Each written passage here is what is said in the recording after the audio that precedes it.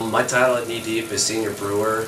I do everything on the making of the beer, from brewing, filtering, bottling, ordering of grain and hops. The system that we're using right now in Lincoln was originally designed to provide beer just for the brew pub that the brewery is attached to. They were only wanting to produce about 100 barrels a year on it. We do that in about 3 to 3.5 weeks. We produce somewhere between 2,000 to 2,500 barrels a year, and that's all we can really do with the amount of fermenters that we have.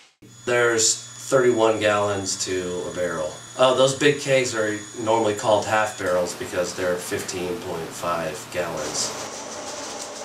Sometimes I'm lifting those bags multiple times. If it's not already in the brewery, I actually have to lift it 2 to 3 times before I actually get it into the mash tun. So about 1,000 pounds. Well, we get the grain, or it's malted barley mostly that we use. We get it whole, and when we dump it into the mill, it crushes it, but we have to tune the mill to the desired crush that we want. There is a lot of moving back and forth. Our mill can only hold one bag at a time. Usually about every 2 minutes you have to throw another bag in. Probably between the two it's maybe 10 to 15 yards each time, and you're running back and forth about 25 times. Everything needs to be 100% cleaned and then sanitized, and then if possible sterilized. If it's not 100% clean and sanitized before we run fresh wort through that, it can ruin an entire batch.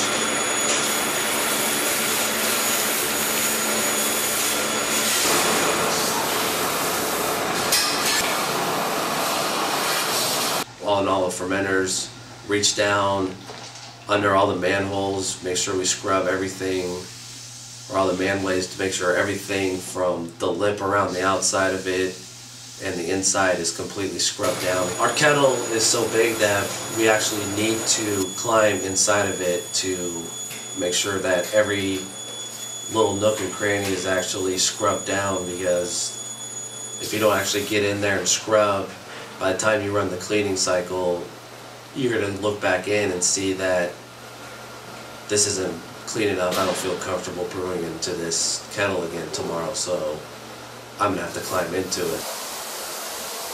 Every day we have to clean up all the floors, wash them all down.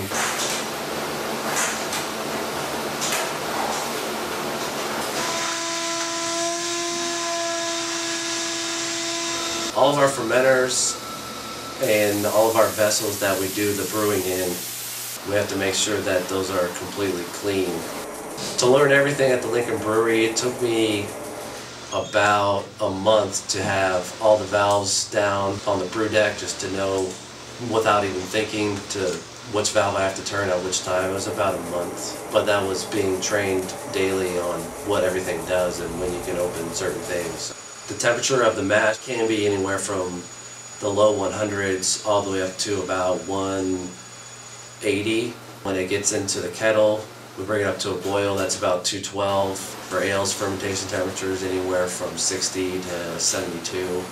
We record everything that we can. We'll have information of what went wrong and where it went wrong. Anytime that there's a measurement taken, anytime we start a new process during the brew, we record the time, how long it took, when it started. There's at least 30 things that need to be recorded just on the brew day.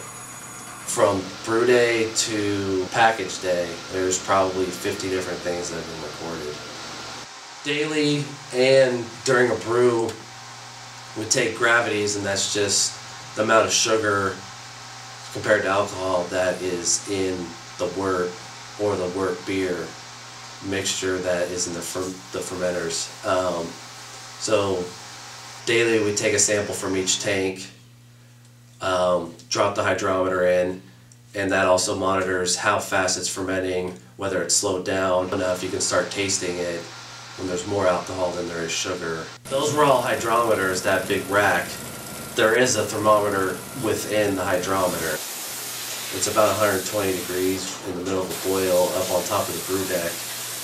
During the summer, I probably drink about 2 gallons of water a day. On the hottest days of the summer, I go outside and it's still 100 degrees out and I actually feel like I'm cooling off.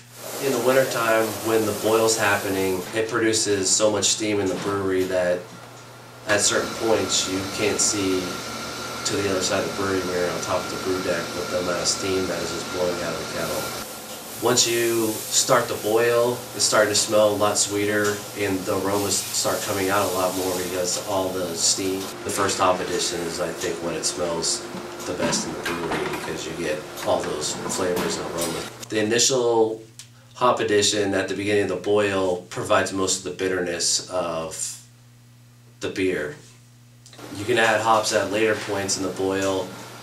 They'll still provide bitterness, but the less time that they're in the boil, the less of the aroma and the flavor gets pushed out through the boil from just the reaction of the boil moving all the air out. If I'm not making beer, I'm drinking beer.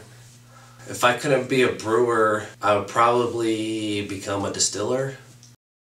There is a real famous quote from Benjamin Franklin: "Beer is proof that God loves us and wants us to be happy."